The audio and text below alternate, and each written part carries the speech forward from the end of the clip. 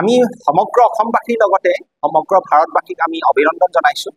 যে এটা দীৰ্ঘদিনীয়া পৰিক্ৰমাৰ অন্তত আমাৰ অহা আজি 18 জুলাই 21 জুলাইৰ পৰা আমাৰ 31 জুলাইলৈকে এইবাৰ ইউনেস্কোৰ যিখন কনভেনশ্যনখন বাৰ্ষিক অধিৱেশনখন হ'ব এবাৰ নিউ দিল্লীত হ'ব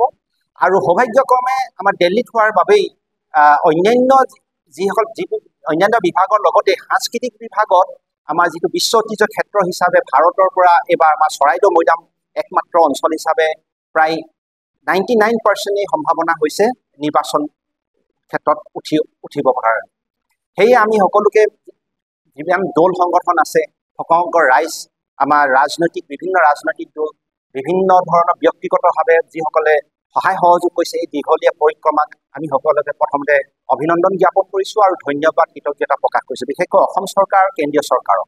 অসম চৰকাৰৰ আগতে সকলো ধৰণৰ বিষয়ববীয়া সহায় কৰাৰ লগতে বিশেষকৈ আমাৰ মাননীয় মুখ্যমন্ত্ৰীক আমি বিশেষ কৃতজ্ঞতা জ্ঞাপন কৰিছোঁ যে আমাৰ দাবীৰ মতেই শেহতীয়াকৈ 8 জুনত যিখন কেবিনেট হৈছিলে তাত ঘোষণা কৰিলে যে চৰাইদেউ মৈদাম বিশ্ব ঐতিহ্যক আমাৰ স্বীকৃতি কৰিবৰ কাৰণে সদস্য ৰাষ্ট্ৰৰ ইউনেস্কো সদস্য ৰাষ্ট্ৰক কনভিন্স কৰিবৰ কাৰণে ৰাষ্ট্ৰদূতৰ ওচৰলৈ যাবৰ কাৰণে অসম চৰকাৰৰ ফালৰ পৰা তেওঁলোকে প্ৰস্তাৱ লৈছিলে যাতে কেন্দ্ৰীয় চৰকাৰৰ সহযোগত তেওঁলোকক কনভিন্স কৰে যাতে চৰাইদেউ মৈদামক যাতে গণতান্ত্ৰিকভাৱে ভোট প্ৰদান কৰে আৰু 21 তাৰিখৰ পৰা আমি 31 তাৰিখলৈকে আমি এই দিনটো এটা পবিত্ৰ দিন হিচাপে আমি অপেক্ষাৰত হৈ আছোঁ বিশেষকৈ আমি অবিভক্ত শিৱসাগৰ জিলা চৰাইদেউ জিলা এই সিদিনা 16 চনত আমাৰ ঘোষণা হৈছে কিন্তু আমি অবিভক্ত শিৱসাগৰবাসী হিচাপেই অসমবাসীৰ লগতে বিশেষকৈ শিৱসাগৰবাসী হিচাপে আমি পবিত্ৰ দিন হিচাপে আমি অপেক্ষা হৈ আছোঁ অপেক্ষা কৰি আছোঁ কিন্তু তাৰ মাজতেই কিছুমান বিতৰ্ক আহি পৰিছে কিন্তু আমি সমগ্ৰ অসমবাসীৰ লগতেই ভাৰতবাসীক আমি এটা কথা স্পষ্ট কৰিব বিচাৰিছোঁ কিছুমান টেকনিকেল কথা কাৰণ সুন্দৰভাৱে সকলো চৰকাৰৰ লগতেই সকলো ৰাজনৈতিক দল সকলো সংগঠন জাতি ধৰ্ম বৰ্ণ নিৰ্বিশেষে সকলোৱে সহায় সহযোগ কৰাৰ পাছতো কিয় কিছুমান কথা বিতৰ্ক সৃষ্টি হৈছে হয়তো কিছুমান আমাৰ তথ্যৰ অভাৱত বা আমাৰ বুজি পোৱা ভুল বুজাবুজিত এইটো হ'ব পাৰে কিন্তু ইয়াতো চৰকাৰক আমি একপক্ষভাৱে দোষাৰোপ কৰিলেও নহ'ব বা আমি কাৰোবাক কোনোবাৰ দল সংগঠনক আমি দোষাৰোপ কৰিবলৈও আমি নাযাওঁ সকলোৱে আমাৰ কাৰণে ভাই বন্ধু আৰু সকলোকে আমি শ্ৰদ্ধা ভক্তিৰেই আমি এই আজি সংবাদমেলৰ যোগেদি আমি আহ্বান জনাইছোঁ বা আমি সমগ্ৰ ৰাইজক আহ্বান জনাইছোঁ যে আমাৰ টেকনিকেল কথা কিছুমান আমি জানিব লাগিব যে বিশ্ব ঐতিহ্য ঘোষণা কৰাৰ আগতেই আমাৰ কিছুমান বিতৰ্ক আমি সৃষ্টি কৰিব নালাগে আৰু আমি সকলোকে অনুৰোধ কৰিছোঁ আৰু আমি সেইকাৰণে আজিলৈকে আমি মনে মনে বহি আছোঁ যদিও বৰ্তমান কুঁৱৰী মৈদাম চৰাইদেউ বিশ্ব ঐতিহ্য ঘোষণা হ'বলৈ মাত্ৰ 21 তাৰিখৰ পৰা 31 জুলাইলৈকে আছে কিন্তু আজিলৈকে মৈদামত খনন চলি আছে কোনোবাই ইয়াৰ কৰিছে আমি দিনে ৰাতিয়ে আমি তাত ঘূৰি ফুৰিছোঁ আমি মাতি আছোঁ কিন্তু মই সংবাদমেলত এইটো কাৰণে আমি দিবলৈ দিয়া নাছিলোঁ যাতে বিতৰ্ক নহওক সেই সময়ত বহুতে মোক চৰকাৰী পক্ষই হওক বা আমাৰ দল সংগঠনে মোক অনুৰোধ কৰিছে যাতে আমি এতিয়া মিডিয়াত নিদিওঁ কথাবিলাক যাতে বিতৰ্ক নহওক কিন্তু আজি ফুলেশ্বৰী মৈদাম দৈনিক খনন কৰি আছে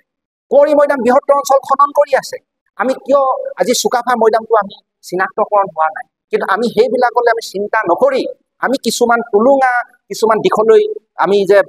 আমাৰ যে মেইন ইছ্যুটো যে আমি পৰ্যবেক্ষণ কৰিব বিচাৰিছোঁ মানে আমি বিপথে পৰিচালিত কৰিব বিচাৰিছোঁ তেনেকুৱা ধৰণৰ আমাৰ অনুভৱ হোৱা নিচিনা লাগিছে সেইকাৰণে আমি নিজৰ মানুহ হিচাপে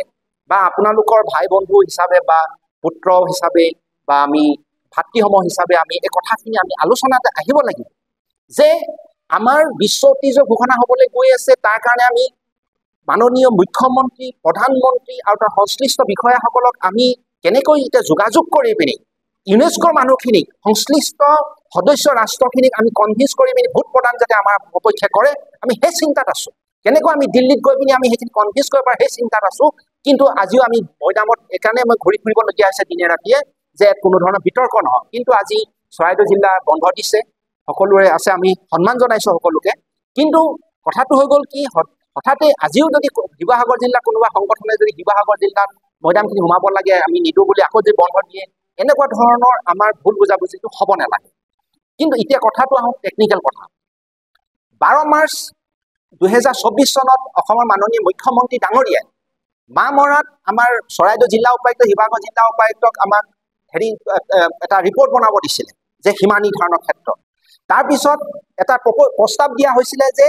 চৰাইদেউ জিলাৰ হলফুকন আৰু চৰাইদেউ পঞ্চায়ত দুটা শিৱসাগৰ জিলালৈ আনিব শিৱসাগৰ জিলাৰ যিটো মৈদাম অঞ্চল আছে বিশ্ব ঐতিহ্য ক্ষেত্ৰ চুকাফা পঞ্চায়ত আৰু লেঙিব পঞ্চায়তটো চৰাইদেউ জিলালৈ নিব কিন্তু তেতিয়াই তাত পঞ্চায়তে ৰাইজে প্ৰতিবাদ কৰিলে যে এটা প্ৰশাসনিক ব্যৱস্থাৰ জটিলতাৰ কাৰণে আৰু স্ববিৰোধী স্থিতিৰ কাৰণে এটা জটিল প্ৰক্ৰিয়া হ'ব সেইকাৰণে সেইটো সীমানতেই সমাপ্ত কৰা হৈছিলে যে সদ্যহতে বিশ্ব ঐতিহ্যটো হ'বলৈ দিয়ক তাৰ পিছত সীমা নিৰ্ধাৰণৰ কথাটো আহিব কাৰণ যদি লেঙিব পঞ্চায়ত চুকাফা পঞ্চায়ত যিটো মৈদাম অঞ্চল আছে যদি সেইখিনি চৰাইদেউলৈ গুচি যায় কিন্তু আমাৰ উপজিল্লা হ'ব চৰকাৰে ঘোষণা কৰা মতে নাজিৰা হ'ব কিন্তু এতিয়া আমাৰ একে খেতিতে যদি আমাৰ বিশ্ব ঐতিহ্য ক্ষেত্ৰ আমি হেডলাইনটো তেনেকৈ দিছোঁ যে বিশ্ব ঐতিহ্য ক্ষেত্ৰ সুকলমে হ'ব কাৰণে বিশ্ব ঐতিহ্য 31 তাৰিখে যদি ঘোষণাও কৰে তাৰপিছত আৰু এবছৰমান আমাৰ লাগিব বাফাৰ জোনখিনি নিৰ্বাচন কৰোঁতে তাক সংৰক্ষণ কৰোঁতে চিনাক্তকৰণ কৰে চুকাফাৰ মৈদামটো আজিলৈকে চিনাক্তকৰণ হোৱা নাই যদিও আমি যিটো ভাবিছোঁ কিন্তু দশেৰাত আমাৰ অতি দুখজনকভাৱে চুকাফাৰ মৈদামটো ৱৰ্ল্ড হেৰিটেজৰ দশেৰাত নাই যোৱা সেইটো আমাৰ কাৰণে দুখৰ বিষয় সেইকাৰণে তাৰপিছত আমাৰ বৃহত্তৰ কাম কিছুমান আছে যাতে প্ৰশাসনিক ব্যৱস্থাটো এটা জটিল হৈ নপৰে সেইকাৰণে সদ্যহতে আমি কোনো বিতৰ্ক সৃষ্টি কৰিব নালাগে আৰু চৰকাৰক আমি এইমতেই বাহাল ৰাখিবৰ কাৰণে অনুৰোধ জনাইছোঁ বৰ্তমান যিটো পঞ্চায়ত আছে চৰাই নাজিৰা চাৰ্কুল অফিচ আৰু শিৱসাগৰ জিলাৰ অধীনত যিহেতু সদ্যহতে শেহতীয়াকৈ যিটো সমষ্টি নিৰ্ধাৰণ কৰিলে সমষ্টি নিৰ্ধাৰণত মাইবেলালৈকে অৰ্থাৎ চুকাফা পঞ্চায়ত আৰু লেঙিব পঞ্চায়তটো আমাৰ শিৱসাগৰ জিলাৰ নাজিৰা সমষ্টি তথা শিৱসাগৰ জিলাত আছে আৰু সেইটো যদি কৰিবলৈ যায় এখন ডাঙৰ দীঘলীয়া প্ৰক্ৰিয়া হ'ব আৰু আমাৰ এতিয়া ক'ৰ জোন আমাৰহে নিৰ্বাচন হ'ব ৱৰ্ল্ড হেৰিটেজ তাৰপিছত বাফাৰ জোন চিনাক্তকৰণ আছে য'ত চৰাইদেউ 7জন ৰজা আৰু গড়গাঁও প্ৰায়খিনি অৰ্ধেক ৰজা আমাৰ তাত চিনাক্তকৰণ হোৱাগৈ নাই